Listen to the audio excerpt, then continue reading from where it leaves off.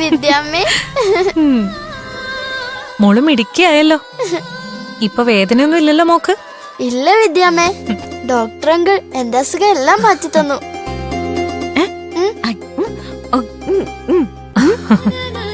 അവൾ ഓടി കളിച്ചോട്ടെ ദേവുട്ടി, അവക്ക് ഒരു കുഴപ്പവും വരില്ല. അമ്പലത്തിൽ പോവാനും വിദ്യാമ്മയെ കാണാൻ പറ്റാത്തതിലുമായിരുന്നു മോൾക്ക് ഏറ്റവും വലിയ സങ്കടം. അതിനെന്താ, ഇനി കുറച്ചു ദിവസം ശിവപ്രിയ മോള് ദാ ഇവിടെ വിദ്യാമ്മയുടെ അടുത്തല്ലേ താമസിക്കുന്നത്. എപ്പ വേണമെങ്കിലും ക്ഷേത്രത്തിൽ പോവാം, വിദ്യാമ്മയെ കാണാം. എനിക്ക് ഡോക്ടർ അങ്കിളിനെ കാണണം. അതിനെന്താ, ഡോക്ടർ അങ്കിളിനെ കാണണമെന്ന് മോൾ ആഗ്രഹിക്കുമ്പോഴൊക്കെ അങ്കിള് മോളുടെ അടുത്ത് എത്തില്ലേ? അല്ലെങ്കിൽ തന്നെ അങ്കിള് മോളുടെ കൂടെ തന്നെ ഉണ്ടല്ലോ എപ്പോഴും.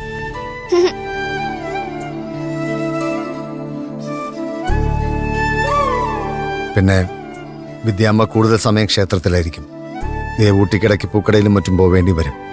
തിരുമേനി മകളെ തനിച്ചാക്കി എങ്ങോട്ട് പോകരുത്.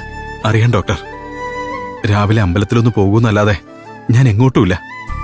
അതും ദേവൂട്ടിയുള്ളപ്പോ മാത്രം. തിരുമേനി പരിഭ്രമിക്കണ്ട. ശിവപ്രിയ മോള് ഇവിടെ സുരക്ഷിതയായിരിക്കും. പിന്നെ കൂട്ടിന് ദേവൂട്ടി ഉണ്ടല്ലോ. ആ ദേ, മരുന്ന് കൃത്യമായിട്ട് കഴിക്കുക. പിന്നെ പ്രാർത്ഥനയുടെ കാര്യം മോളോട് പ്രത്യേകം പറയേണ്ട കാര്യമില്ലല്ലോ. ഏതു നേരവും ശിവസ്തുതിയും ദേവീ ശ്ലോകവുമാണ് അവളുടെ ചുണ്ടിലും മനസ്സിലും. അറിയാം. പ്രാർത്ഥിക്കുക, മനസ്സറിഞ്ഞ് പ്രാർത്ഥിക്കുക. ഫലമുണ്ടാവാതിരിക്കില്ല. എന്നാ ഞാൻ ഇറങ്ങട്ടെ. ഡോക്ടർ, ഡോക്ടർ, അങ്ങാണ് എന്റെ മോളുടെ ജീവൻ രക്ഷിച്ചത്. എത്ര നന്ദി പറഞ്ഞാലും. നന്ദി മഹാദേവനോട് പറഞ്ഞോളൂ, സാക്ഷാൽ മൂകാംബികാമ്മയോടും.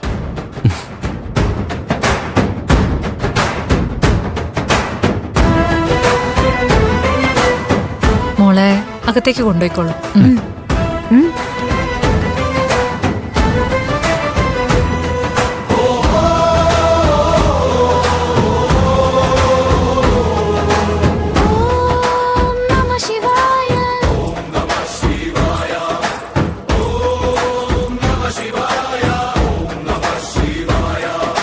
ഇവിടേക്ക് എത്തിയതിൽ ശിവപ്രിയ ആകെ സന്തുഷ്ടയാണ്. ദൈവസന്നിധിയിൽ അങ്ങനെ ആവാതെ തരമില്ലല്ലോ. സാക്ഷാൽ മൃത്യുഞ്ജയന്റെ അനുഗ്രഹം നേടിയവൾ എവിടെയായിരുന്നാലും സന്തോഷത്തോടെ ഇരിക്കും. അവളുടെ ആയുസിന്റെ വിധിയുടെ കാര്യത്തിലെ സന്ദേഹമുള്ളൂ.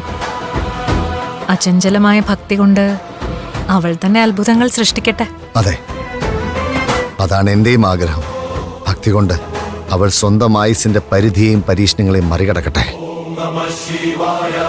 അതിഭീഷണ കടുഭാഷണ യമകിങ്കര പടലി ഹൃദാരന പരിപീഡന മരണാഗമ സമയേ ഉമയാ സഹ മമ ഛേദസി യമശാസന നിവസൻ.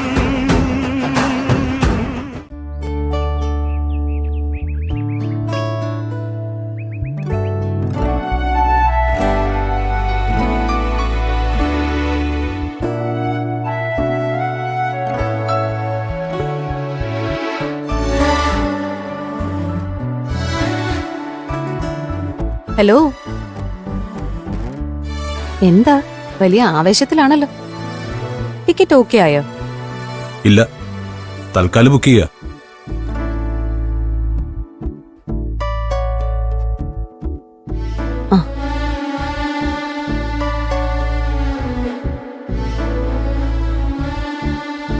കൊണ്ടുപോകാനുള്ളതാണോ അമ്മേ? യെസ് അമ്മേ, ടിക്കറ്റ് കൺഫേം ആയിട്ടുണ്ട് കേട്ടോ. നാളെ 7:30 ട്രെയിൻ. അങ്ങനെ അതും ഓക്കെ ആയി. ടിക്കറ്റ് കിട്ടിയില്ലെങ്കിൽ ഇനി അത്ര ദൂരം കാറിൽ പോണോന്നും പറഞ്ഞ് വിഷമിച്ചിരിക്കായിരുന്നു ഞാൻ. ശരിയാ, കാറില് അത്രയും ദൂരം എനിക്ക് ബുദ്ധിമുട്ടാ. ട്രെയിനാവുമ്പോ പിന്നെ കുഴപ്പമില്ലല്ലോ. അല്ല മോനെ, നമ്മള് ചെല്ലുന്ന കാര്യം ഗസ്റ്റ് ഹൗസിൽ വിളിച്ച് പറഞ്ഞില്ലേ? ഉവ്വ്, അതൊക്കെ വിളിച്ചു പറഞ്ഞിട്ടുണ്ട്. അവിടെ കാര്യങ്ങളെല്ലാം ഓക്കെയാ. അല്ല, എത്ര ദിവസം അവിടെ തങ്ങാനാ ശ്രീലമ്മ പ്ലാൻ? ഒരാഴ്ച എടുക്കോ? അതൊന്നും പറയാറായിട്ടില്ല. അവിടെ ചെന്ന് ചില കാര്യങ്ങളൊക്കെ ചെയ്തു തീർക്കാനുണ്ട്.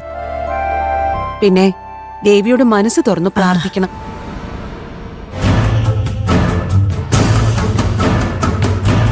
സാറിന്റെ ആവേശത്തിന്റെ കാര്യമൊക്കെ എനിക്ക് മനസ്സിലായി. இன்னும் பல வீடியோக்களை காண சன் லைஃப் சேனலை சப்ஸ்கிரைப் பண்ணுங்க.